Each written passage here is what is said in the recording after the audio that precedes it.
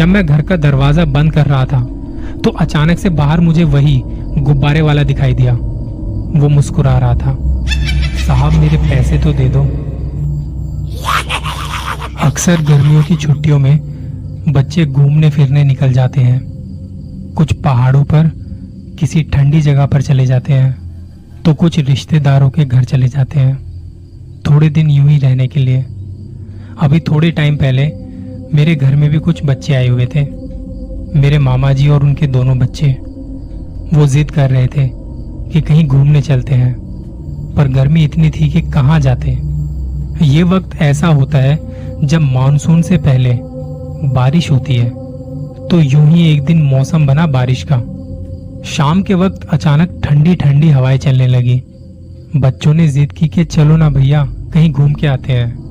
मैंने कहा ठीक है, रात को खा पी के निकलते हैं, तुम 9 बजे तक तैयार हो जाना। खाना वाना खा के हम लोग जाने के लिए तैयार थे।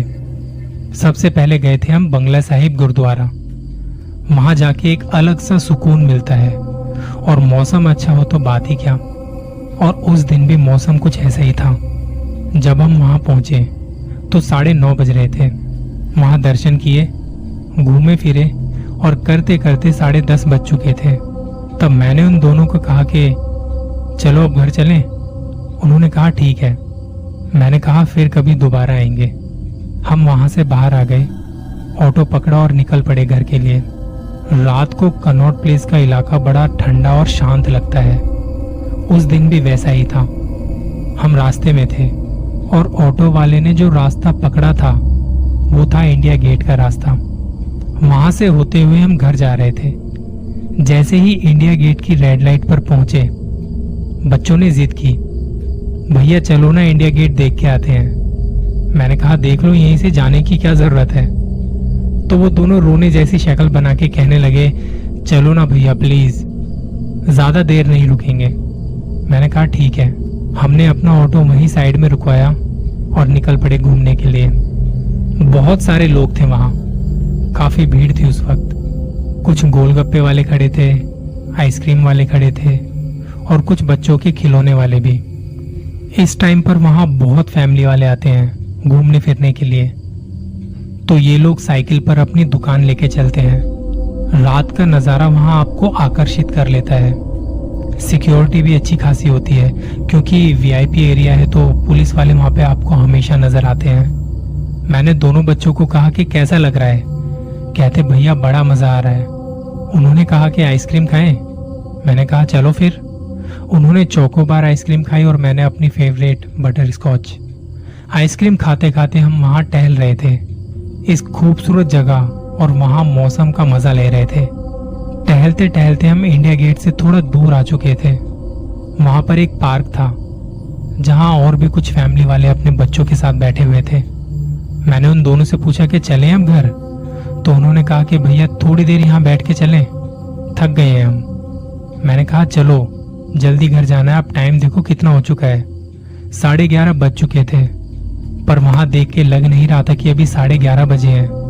हम तीनों मेन रोड की तरफ जाने लगे ऑटो के लिए। तभी हमारे सामने से एक बड़ी बॉल आके गिरती है। देखा तो वो बॉल एक बच्चे की थी जो उससे खेल रहा था। वहां खिलौने वाले बहुत होते हैं इस वक्त। तो मैंने बच्चे की बॉल वापस की और हम आगे चले ही थे कि मेरे साथ वाले दोनों बच्चों की नजर पड़ी वहां एक गुब्बारे वाले पर। दोनों गुब्बारे लेने के लिए जिद करने लगे। मैंने कहा जल्दी चलो घर, देर हो रही है। हम उस गुब्बारे वाले से थोड़ा आगे निकल गए थे। मैं उनको समझाता हुआ जा रहा था कि अगली बार आके ले लेंगे, देर हो गई है, घर भी जाना है, सब इंतजार कर रहे होंगे। हम तीनों अपनी बातों में खोए हुए थे और तभी अचानक से वो गुब्बारे वाले सामने आके खड़ा हो गया। बच्चे उसे देख बड़ा खुश हुए। भैया ये वाला दे दो। वो गुब्बारे की जिद करने लगे। मैंने मना किया, पर वो गुब्बारे वाला भी कहने लगा कि ले लीजिए साहब, बच्चे खुश हो जाएंगे। इतना कहकर वो हंसने लगा और उसकी हंसी मुझे ठीक नहीं लगी।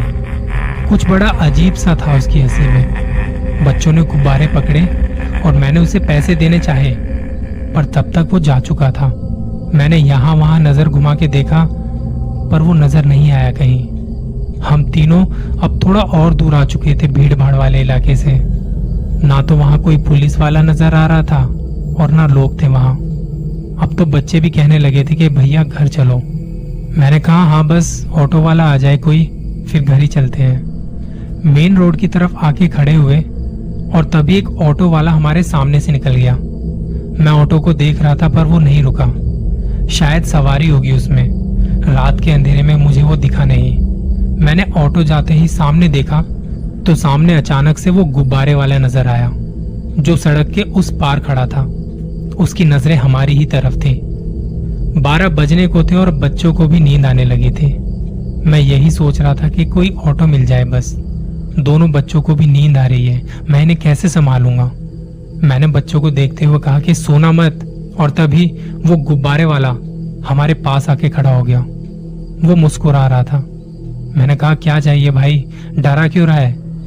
तो उसने मुस्कुराते हुए कहा मेरे पैसे तो दे दीजिए। मैंने कहा हाँ भूल गया था, माफ कीजिए। मैंने जेब से पैसे निकालने चाहे मगर इतने में वो फिर से गायब। और तभी एक ऑटो वाला आ गया। मैंने घर का पता बताया और हम बैठ गए ऑटो में। ऑटो में बैठते ही दोनों बच्चे सो गए थे। उनके हाथ में गुब्बारे थे, वो मैंने पीछे रखे उन्हें अपनी गोद में सुलाने लगा। थोड़ा आगे जाके एक रेड लाइट पर ऑटो रुका। ऑटो वाले भैया उतरे और ऑटो के पीछे जाके कुछ चेक करने लगे। मैं दोनों बच्चों के सर को सहला रहा था। मैंने जैसे ही सामने देखा तो वो गुब्बारे वाला नजर आया। साहब मेरे पैसे तो दे दो। मैंने उसके पैसे देने के लिए जेब में हाथ डाला तो कुछ अजीब सी आवाज सुनाई दी। मैंने सामने देखा तो वो गुब्बारे वाला वहीं खड़ा था और कुछ बड़बड़ा रहा था। इतने में ऑटो वाले भैया ने ग्रीन लाइट होते ही ऑटो चलाना शुरू कर दिया। मैंने कहा भैया रुको, वो गुब्बारे वाले को पैसे देने हैं। ऑटो वाले ने कहा कहाँ है गुब्बारे वाला? मैंने दाएं बाएं देखा तो वहां कोई नहीं था। कहा भैया अभी तो वो यहीं था। ऑटो वाले ने कहा अरे भाई साहब कोई नहीं है, अब चलूं मैं? मैंने कहा हाँ भैया घर चलो। थोड़ा आगे जाके मैंने ऑटो के बाहर से किसी के हाथ को बच्चे के सर पर महसूस किया।